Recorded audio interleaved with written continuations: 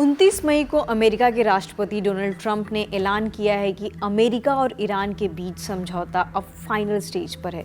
Social media truth social पर post कर Trump ने ये जानकारी दी।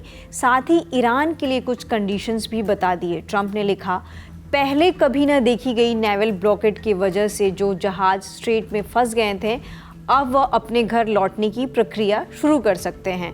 अपनी पत्नी, पति, माता पिता और परिवार वालों को मेरी तरफ से हेलो कहना। डोनाल्ड ट्रंप ने ईरान के सामने क्या शर्तें रखी, उसको जानते हैं। ईरान को हमेशा के लिए न्यूक्लियर वेपन और न्यूक्लियर बम बनाने का इरादा छोड़ना होगा।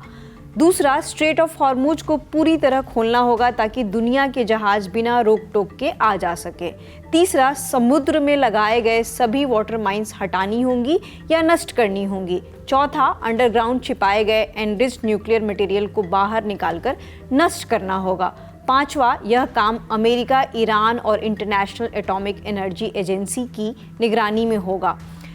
जब तक पूरा समझौता साफ तरीके से लागू नहीं होता, तब तक किसी तरह का पैसा या सैंक्शन रिलीफ नहीं दिया जाएगा। यहाँ पर इंटरनेशनल एटॉमिक एनर्जी एजेंसी का जिक्र आया। ये एक इंटरनेशनल ऑर्गेनाइजेशन है जो दुनिया में न्यूक्लियर प्रोग्राम्स की निगरानी करती है ताकि न्यूक्लियर वेपन्स का गलत इस्तेमाल ना हो सके।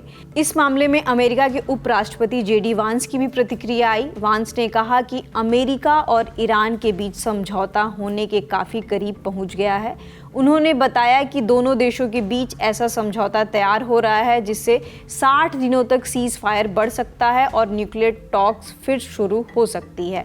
वांस ने आगे कहा कि अभी अंतिम फैसला नहीं हुआ है, लेकिन बातचीत में काफ़ी प्रोग्रेस हुआ है। हालांकि ईरान के न्यूक्लियर प्रोग्राम से जुड़ी कुछ शर्तों और नियमों पर अभी भी चर्चा चल रही है। उन्होंने यह भी कहा कि समझौते पर आखिर में डोनाल्ड ट्रंप की मंजूरी जरूर होगी।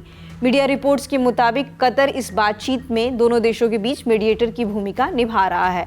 इन सब के बीच ईरान मिक्स सिग्नल दे रहा है। मतलब ईरान एक तरफ अमेरिका के साथ बातचीत कर रहा है, लेकिन दूसरी तरफ लगातार उसके खिलाफ सख्त बयान भी दे रहा है।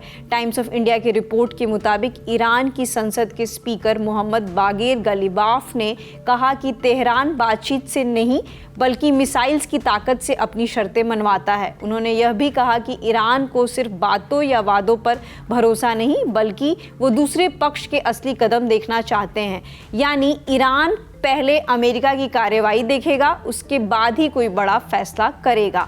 वही ईरानियन मीडिया का कहना है कि अभी तक कोई अंतिम समझौता नहीं हुआ है और प्रपोज्ड एग्रीमेंट में हाल के दिनों में कुछ बदलाव भी किए गए हैं। फिलहाल अभी भी स्ट्रेट ऑफ हॉर्मुज में टेंस सिचुएशन है। टाइम्स ऑफ इंडिया की रिपोर्ट के मुताबिक स्ट्रेट में 24 घंटों में 24 जहाज गुजरी है, लेकिन ईरान का कहना है कि दुश्मन देश का कोई भी जहाज गुजरेगा तो उस पर स्ट्रिक्ट एक्शन लिया जाएगा। फिलहाल इस खबर में इतना ही। ये अगर खबर आपको यूज़फुल लगी है तो इसको लाइक और शेयर करें और चैनल को भी सब्सक्राइब करें। शुक्रिया।